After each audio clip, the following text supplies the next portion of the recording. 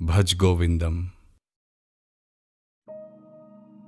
हे मोह से ग्रसित बुद्धि वाले मित्र, गोविंद को भजो, गोविंद का नाम लो, गोविंद से प्रेम करो, क्योंकि मृत्यु के समय व्याकरण के नियम याद रखने से आपकी रक्षा नहीं हो सकती। हे मोहित बुद्धि, धन एकत्र करने के लोभ को त्यागो, अपने मन से इन समस्त कामनाओं का त्याग करो, सत्यता के पथ का अनुसरण करो, अपने परिश्रम से जो धन प्राप्त हो उससे ही अपने मन को प्रसन्न रखो। स्त्री शरीर पर मोहित होकर आसक्त मत हो, अपने मन में निरंतर स्मरण करो कि ये मांस वसा आदि के विकार के अतिरिक्त कुछ और नहीं है। जीवन कमल पत्र पर पड़ी हुई पानी की बूंदों के समान अनिश्चित एवं अल्प है, क्षणभंगुर है। ये समझ लो कि समस्त विश्व रोग, अहंकार और दुख में डूबा हुआ है। जब तक व्यक्ति धनोपार्जन में समर्थ है, तब तक परिवार में सभी उसके प्रति स्नेह प्रदर्शित करते हैं, परंतु अशक्त हो जाने पर उसे सामान्य बातचीत में भी नहीं पूछा जाता है। जब तक शरीर में प्राण रहते हैं, तब तक ही लोग कुशल पूछते हैं। शरीर से प्राण वायु के निकलते ही पत्नी भी उस शरीर से डरती है। बचपन में खेल में रुचि होती है, युवावस्था में युवा स्त्री के प्रति आकर्षण होता है, वृद्धावस्था में चिंताओं से घिरे रहते हैं, परंतु प्रभु से कोई प्रेम नहीं करता। कौन तुम्हारी पत्नी है, कौन तुम्हारा पुत्र है, यह संसार अत्यंत विचित्र है। तुम कौन हो, कहां से आए हो बंधु? इस बात पर तो पहले विचार कर लो।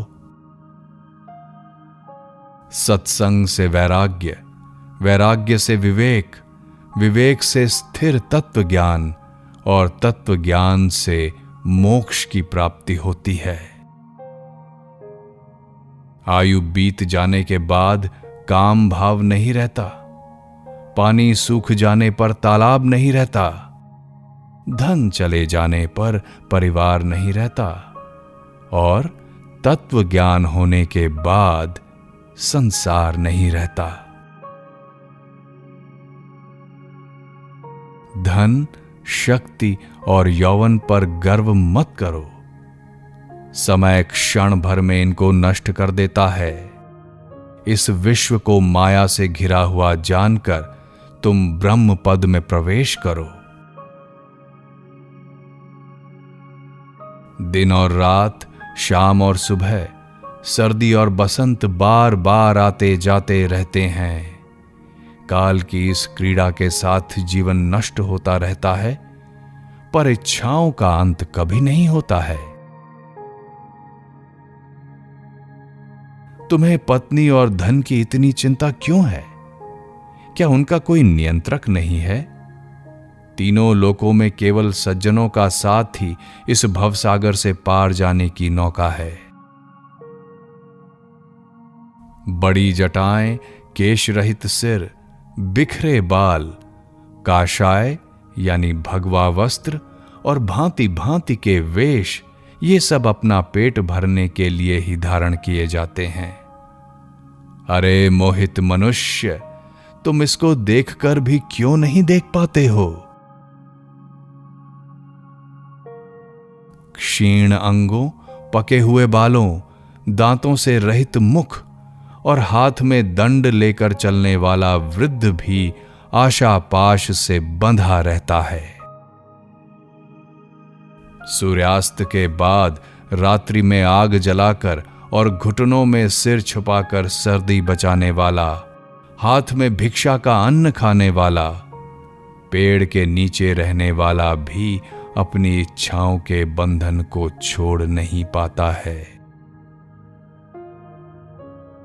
किसी भी धर्म के अनुसार ज्ञान रहित रहकर गंगा सागर जाने से, व्रत रखने से और दान देने से 100 जन्मों में भी मुक्ति नहीं प्राप्त हो सकती है।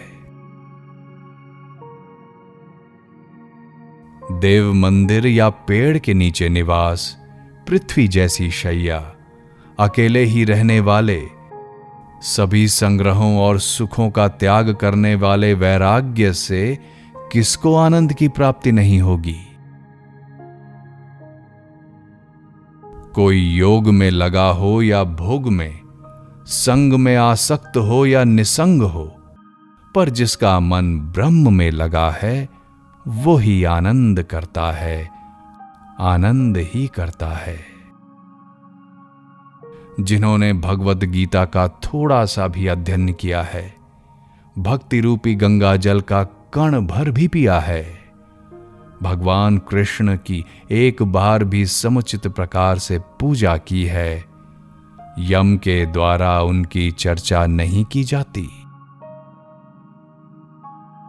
बार बार जन्म, बार बार मृत्यु, बार बार मां के गर्भ में शयन, इस संसार से पार जा पाना बहुत कठिन है।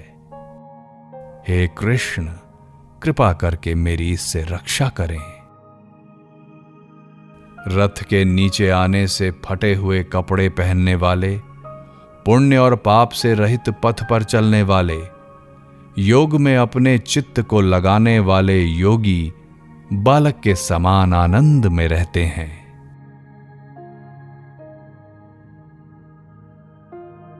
तुम कौन हो? मैं कौन हूं? कहां से आया हूं?